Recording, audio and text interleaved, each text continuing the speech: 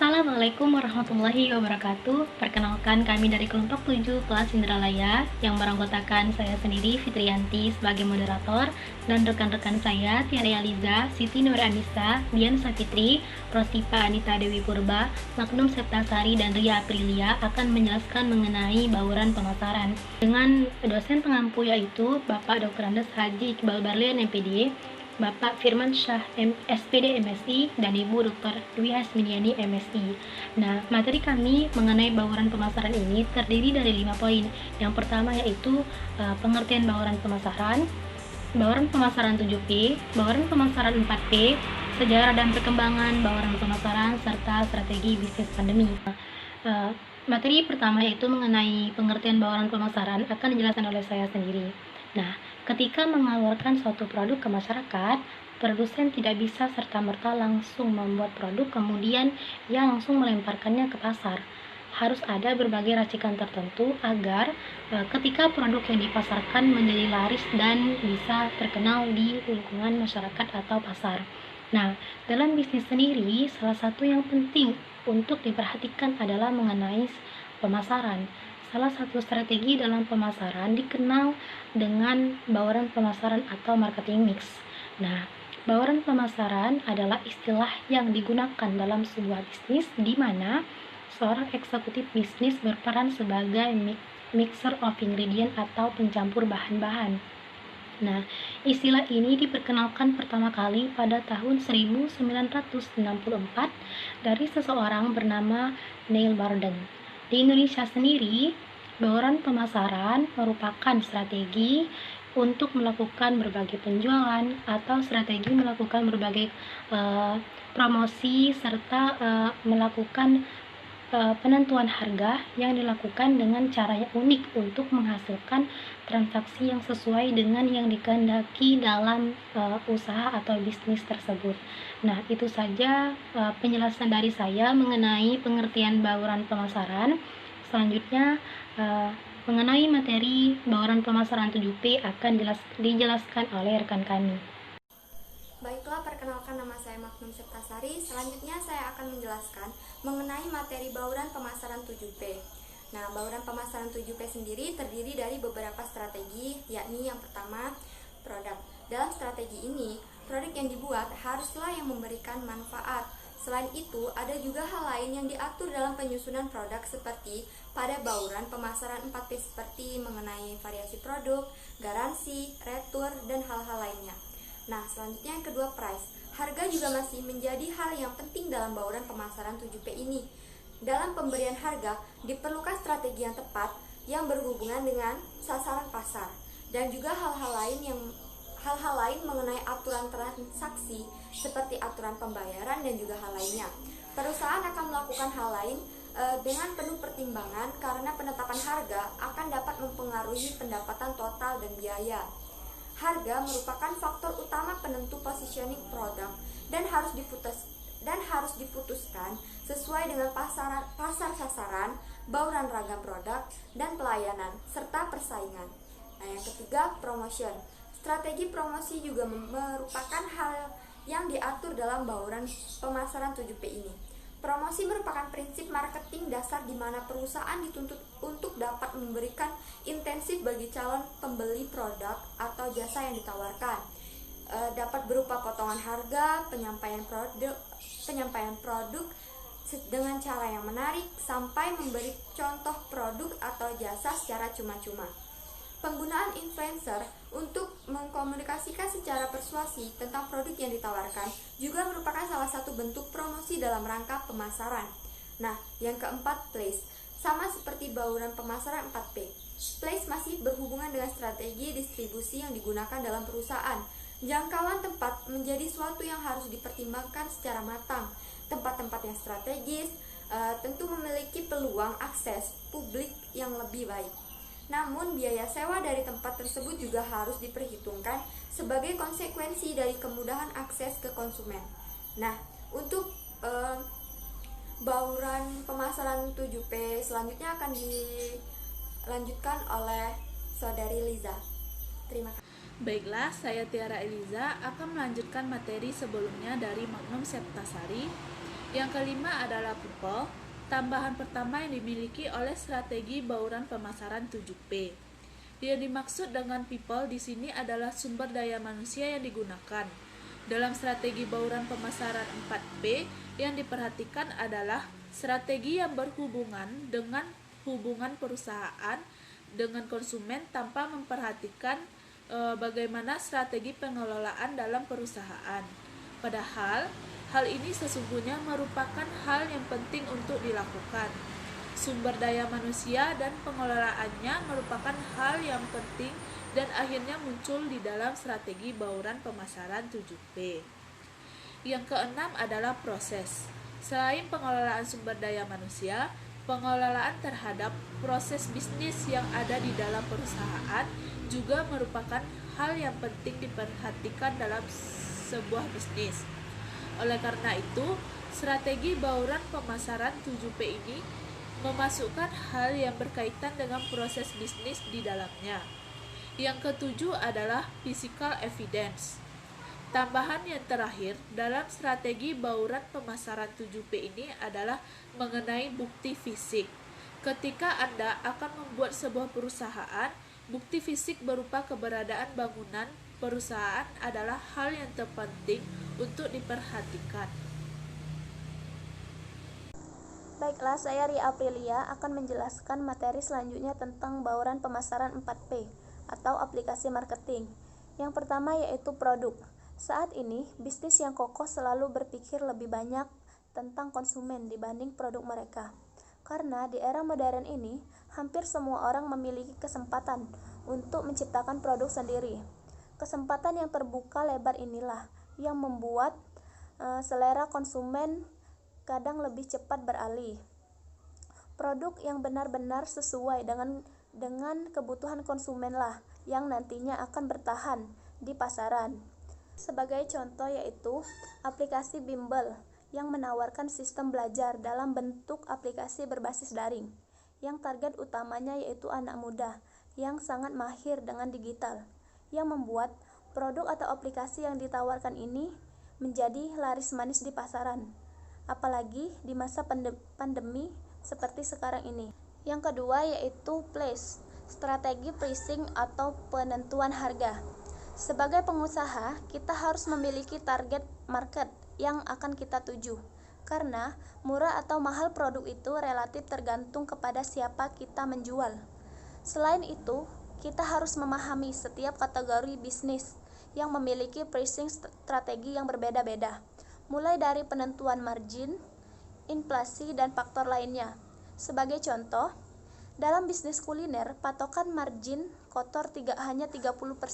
Hal ini karena daya tahan produk yang relatif rendah membuat adanya kemungkinan terbuang. Lain halnya dengan bisnis fashion, elektronik, dan lain-lain yang umumnya memiliki patokan margin masing-masing. Kita harus mempelajari sebelum masuk dalam penentuan harga sebenarnya. Yang selanjutnya, kita dapat menentukan harga minimum dan maksimum produk yang akan kita pasarkan. Yang ketiga yaitu promosi. Strategi promosi sangat berkaitan erat dengan karakter target pasar, karena orang senang melihat promosi di saat-saat tertentu saja. Oleh karena itu, kita harus tahu taktik khusus agar promosi yang kita lakukan tepat dan efektif, serta tidak meninggalkan kesan jelek pada konsumen. Kita harus memperhatikan tingkah laku dari target pasar kita. Apakah dengan promosi atau giveaway bisa menjadi daya tarik mereka untuk membeli, atau justru dengan rekomendasi dari teman terdekat juga lebih berpengaruh. Yang paling penting dari sebuah promosi yaitu adalah ketika sebuah produk bisa hadir pada waktu dan sasaran yang tepat. Yang keempat yaitu place atau placement strategi pemilihan channel. Dalam model konvensional, yang diartikan sebagai tempat atau lokasi suatu bisnis bisa berupa toko, restoran, elemen place, dan lain-lain, yang tentunya bersifat strategi, mudah dijangkau, serta memiliki konteks kekinian. Namun, dalam arti luas, place atau lokasi diartikan sebagai tempat berkumpulnya market, baik dunia nyata maupun maya, agar bisa mengembangkan promosi yang efisien. Satu hal yang perlu diingat, tempat atau lokasi bukan hanya sesuatu yang diam, tetapi pengertian place itu luas seperti contoh berikut, yaitu PT Lalaland merupakan owner beberapa apartemen yang berlokasi di pusat-pusat perkantoran Jakarta. Agar lebih efektif meraih market, mereka memasang TV portable di setiap Gokar atau Grab yang beroperasi di Jakarta. Selama menaiki mobil tersebut, TV portable akan menampilkan katalog kamar, lokasi, serta profil bangunan yang mereka sediakan. Itulah salah satu bentuk cara menentukan strategi yang tepat. Diperlukan ide kreatif dan pengalaman yang cukup, yang akhirnya bisa memastikan promosi produk yang kita promosikan itu tepat di tempat yang seharusnya. Baiklah, itu saja yang dapat saya sampaikan. Materi selanjutnya akan disampaikan oleh rekan saya. Baiklah, terima kasih. Di sini saya akan menjelaskan tentang sejarah dan perkembangan dari bauran pemasaran. Pertama-tama dari masa James Culliton. Bisa dikatakan bahwa awal munculnya bauran pemasaran disebabkan karena artikel dari Culliton yang berjudul The Management of Marketing pada tahun 1948. Dalam artikel itu disebutkan bahwa seorang eksekutif bisnis merupakan mixer of ingredients yang kadang menyiapkan resepnya sendiri dalam membangun perusahaan dan kadang menggunakan resep orang lain dan menyampurkannya sendiri untuk perusahaannya. Teori mengenakan mixture of our ingredient inilah yang menjadi awal mula dari keberadaan bauran pemasaran. Yang kedua, dari masa Neil Borden. Setelah membaca artikel dari Culliton, Neil kemudian memiliki gagasan sendiri mengenai mixer or ingredient ini, di mana seorang eksekutif bisnis harus merupakan orang yang kreatif dalam melakukan pembauran prosedur dan kebijakan untuk menghasilkan keuntungan bagi perusahaan. Konsep ini kemudian diungkapkannya dalam artikel yang berjudul The Concept of the Marketing Mix. Menurutnya, dalam dunia pemasaran ada 12 aspek yang perlu diperhatikan. 7 aspek yang masuk dalam bauran pemasaran 7P yang telah dijelaskan oleh teman saya sebelumnya. Dan 5 aspek lainnya adalah packaging, displaying, servicing, cycle handling, serta analisis. Sesungguhnya 5 aspek ini sudah dimasukkan ke dalam aspek dalam 7P, seperti packaging dan hal-hal yang berhubungan dengan produk dimasukkan dalam konsep produk dan lainnya. Sekian, terima kasih. Silakan lanjutannya akan dijelaskan oleh teman saya. Baiklah, di sini saya akan memaparkan materi kelanjutan dari teman saya tadi, yaitu mengenai sejarah masa pembauran 4P dan masa pembauran pemasaran 7P. Jadi konsep pemaparan 4P ini awalnya digunakan pada tahun 1968, yang mana konsep ini dinyatakan oleh Jerome McCartney. Dalam konsep ini terdapat 4 elemen penting yang digunakan, yaitu produk, price, promotion, dan place. Di mana produk adalah produknya tersendiri, price adalah harga, promotion adalah promosinya, place adalah tempat. Sedangkan bauran pemasaran 7P dimulai dari tahun 1981 dan dikemukakan oleh Booms dan Bittner. Nah, terdapat 7 komponen penting di dalam pemasaran 7P ini, yaitu produk, price, promotion, place, people, process, physical evidence atau bukti fisik. Sekian. Baiklah, di sini saya akan menjelaskan 5 strategi pemasaran di masa pandemi COVID-19. Yang pertama yaitu empati. Di masa pandemi COVID-19 ini, berjualan dengan rasa empati lebih menarik ketimbang berjualan dengan cara hard selling. Misalnya pembuatan produk baru seperti masker dan hand sanitizer, yang dimana kedua produk ini sangat diperlukan di tengah-tengah pandemi COVID-19. Dengan berjualan produk ini, suatu usaha juga dapat berjalan dengan lancar dan karyawannya juga mendapatkan insentif yang lebih baik. Yang kedua yaitu solution, yang dimana suatu merek atau suatu produk harus dapat memberikan solusi yang lebih baik dan juga dibutuhkan di tengah-tengah pandemi COVID-19. Contohnya, akses online e-learning yang dapat digunakan secara gratis dan secara luas. Yang ketiga yaitu giving. Di masa pandemi COVID-19 ini berarti waktunya kita untuk saling memberi atau saling membantu terhadap orang yang kurang mampu. Contohnya, suatu kosmetik yang terkenal atau yang viral karena menyumbangkan dana terhadap penanganan COVID-19. Yang keempat yaitu useful. Strategi ini merupakan strategi bagaimana sebuah merek harus bisa berguna atau dapat dimanfaatkan dengan baik. Bukan hanya sebagai bisnis, tapi juga mempunyai manfaat yang lebih baik. Contohnya, menggratiskan 7 hari program hiburan untuk menghibur masyarakat Indonesia yang berada di rumah. Yang kelima yaitu responsible.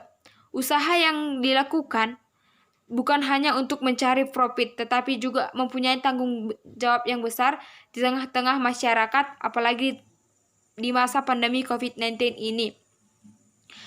Seperti kita memberikan kartu suhu tubuh kita kepada konsumen saat mereka membeli produk yang kita jual. Hal ini dapat menunjukkan bahwa produk yang kita jual itu bersih dan sehat dan terhindar dari COVID-19, sehingga konsumen tidak terlalu khawatir terhadap produk yang dia beli. Baiklah, sekian presentasi dari saya kembalikan ke moderator. Terima kasih. Baiklah, dari pemaparan mengenai materi bauran pemasaran, dapat disimpulkan bahwa pemasaran begitu penting dalam kegiatan berwirausaha. Wirausahawan harus tahu seluk-beluk mengenai sistem pemasaran yang sesuai dengan konsep usaha serta produk yang dikembangkannya. Oleh karena itu, sebagai wirausahawan harus mengerti bagaimana melakukan strategi bisnis yang sesuai dan dapat memajukan usahanya, salah satunya melalui kegiatan pemasaran. Nah, itulah pemaparan dari kelompok kami. Semoga bermanfaat dan bisa diterima.